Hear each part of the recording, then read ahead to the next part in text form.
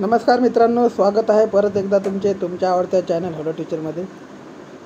मित्रांनो, काल DVTच्या साईटवर 3 लिस्ट जाहीर झालेल्या आहे। त्याच्यामध्ये disqualification list, documents verification list आणि अंडर व्हेरिफिकेशन लिस्ट आणि सिलेक्शन लिस्ट अशा लिस्ट आहेत। ठीक आहे, तर याच्यामध्ये आता 1457च्या संदर्भात या सगळ्या लिस्ट जाहीर झालेल्या आहे।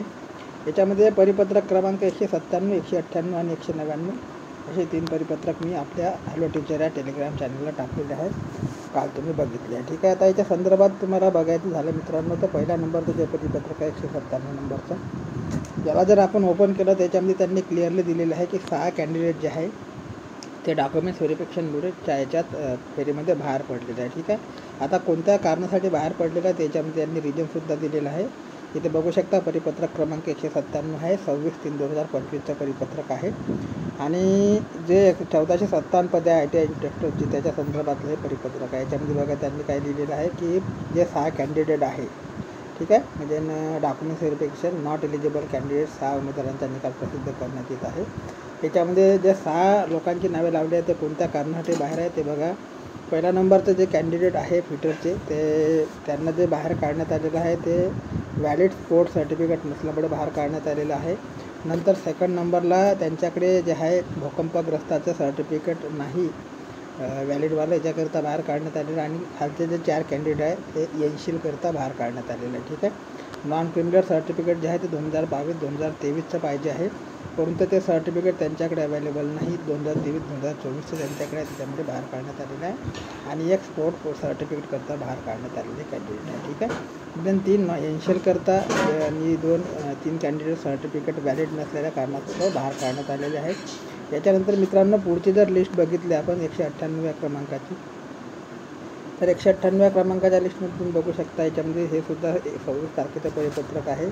प्रमाणपत्र, कागदपत्र, पडताळणीचा निकाल आहे, डॉक्युमेंट्स व्हेरिफिकेशन रिझल्ट। ठीक आहे, तर याच्यामध्ये टोटल जे कॅन्डिडेट त्यांनी लावलेले असेल त्या कॅन्डिडेटची लिस्ट आपल्याला इथं बघायची आहे। आणि याच्यामध्ये त्यांनी क्लिअर दिलेलं आहे की कागदपत्र पडताळणीमध्ये गैरहजर राहिलेल्या आणि ऑप्टिंग आऊट झालेल्या तसेच राजीनामा दिलेल्या उमेदवारांमुळे रिक्त राहिलेल्या पदांकरताचा हा निकाल आहे। 17 उमेदवारांची यादी त्यांनी लावलेली आहे, जे लोक हे पद सोडून गेलेले आहे किंवा त्यांनी ऑप्टिंग आऊट केलेलं आहे यांच्याकरता आहे। ठीक आहे, तर याच्यामध्ये तुम्ही बघू शकता डॉक्युमेंट्स व्हेरिफिकेशनचा निकाल आहे। आणि याच्यामध्ये टोटल जे 17 कॅन्डिडेट आपल्याला बघायला मिळणार आहे। याच्यामध्ये त्यांनी दिलेलं आहे पहिल्या नंबरचे जे कॅन्डिडेट आहे ST कॅटेगरीमधले इलिजिबल आहे।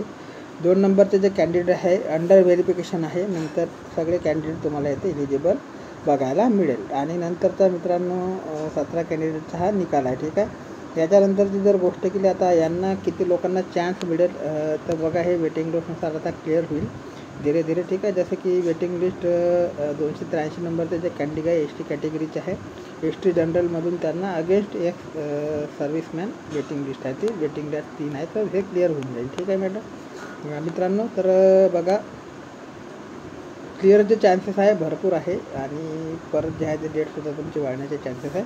त्याच्यानंतर पुढची जी लिस्ट आहे मित्रांनो, ते लिस्ट बघूया आपण, ती आहे 199व्या क्रमांकाची। आता याच्यामध्ये सुद्धा त्यांनी डॉक्युमेंट्स व्हेरिफिकेशनला मुलांना बोलावलेलं आहे। का कारणासाठी, तर काही लोक जे आहे ते हे पद सोडून गेलेलं आहे, काहींनी म्हणजे त्याला काय म्हणतात ऑप्टिंग आऊट केलेलं आहे।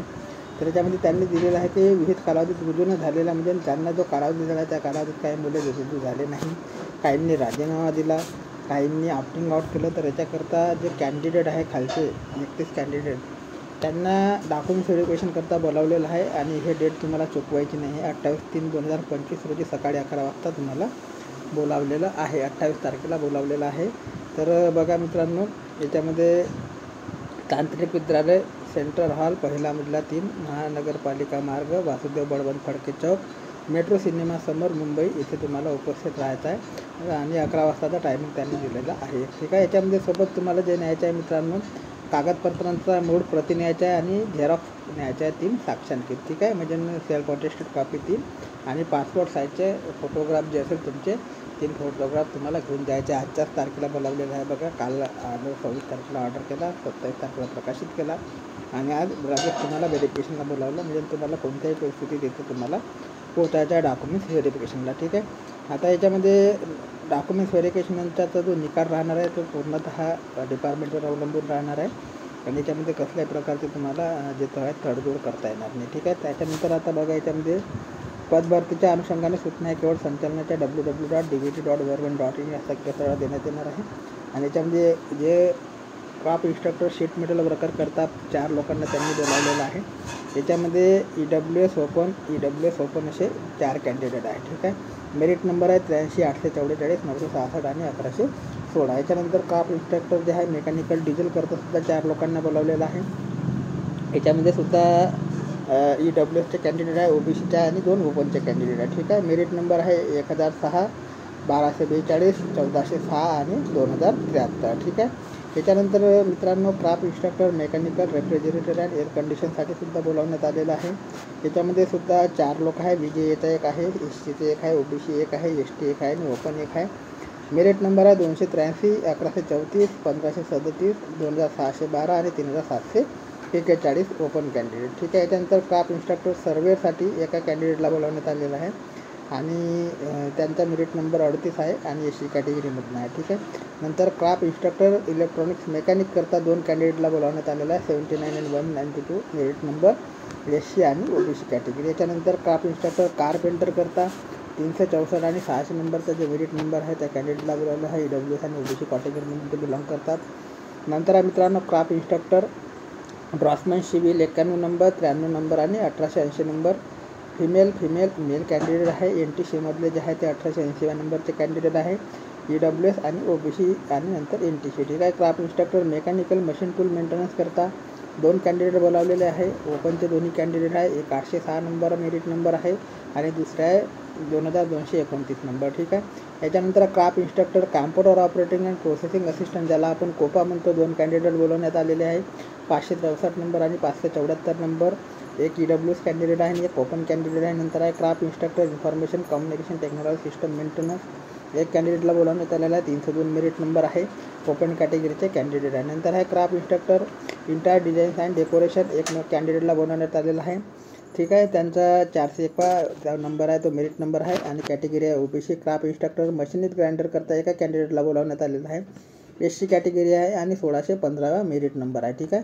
नंतर मित्रांनो craft instructor tool and die maker press and tool jig and fixture करता 2 कॅन्डिडेट बनवण्यात आलेले आहे. 33 नंबर आहे आणि 510 मेरिट नंबर आहे. दोन्ही कॅन्डिडेट OBCचे आहे.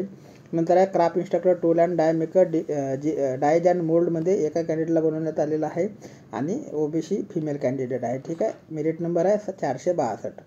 तर मित्रांनो आता याच्यासाठी तुम्हाला जे कागदपत्र लागणार आहे ते कागदपत्र बघा फार महत्त्वाचे आहे डॉक्युमेंट व्हेरिफिकेशनला जाताना तुम्हाला. तर याच्यामध्ये अधिवास प्रमाणपत्र लागणार आहे. डोमेस्टिक सर्टिफिकेट सर्व उमेदवारांकरता बंधनकारक आहे. वयाचा पुरावा सर्व उमेदवारांकरता बंधनकारक आहे. ते कॅटेगरीतले असो नाहीतर ओपनमधले असो. ठीक आहे. शैक्षणिककरता सर्वांना बंधनकारक आहे. अनुभव प्रमाणपत्र तुम्हाला ज्यांना गरज असेल त्यांना बंधनकारक आहे. लहान कुटुंबाचे प्रतिज्ञापत्र सर्वांना बंधनकारक आहे.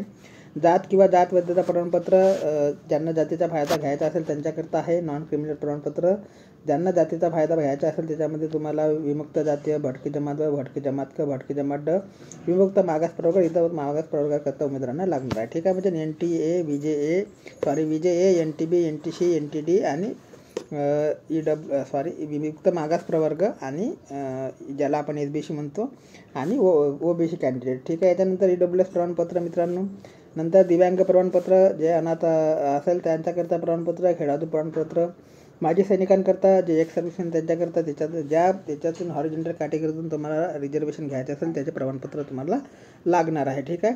नाहरकत प्रमाणपत्र जे गव्हर्नमेंट जॉबमध्ये असेल त्यांना NOC घ्यायचे असते ते प्रमाणपत्र लागते. ठीक आहे. संगणकहर्ता प्रमाणपत्र, नावात बदल झाला असला तर त्याचे प्रमाणपत्र, ओळखपत्र आणि गुणपत्र हे तुम्हाला सगळ्या गोष्टी लागणार आहे. ठीक आहे. प्रत्येकाच्या मित्रांनो 3 झेरॉक्स घेऊन जायचं आहे आणि सगळं ओरिजिनल डॉक्युमेंट्स तुम्हाला घ्यायचं आहे.